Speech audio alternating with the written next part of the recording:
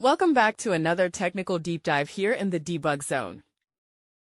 Today, we're tackling a big question and breaking it down with insights from other users. Hopefully, this clears up some misconceptions and helps you get the answer you need. So buckle up, stay a little curious, and let's jump right in.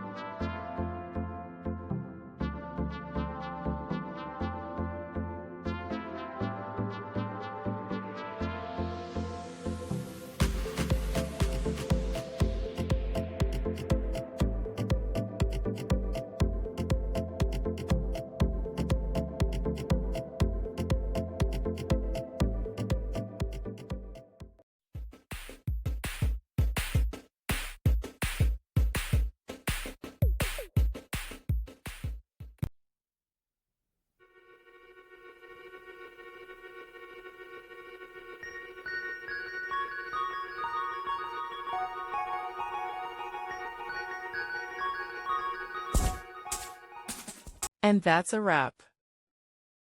I hope you found the answer you were looking for. If you did, take a second to hit that subscribe button. It really helps out. And let me know in the comments which solution worked best for you. See you next time in the debug zone.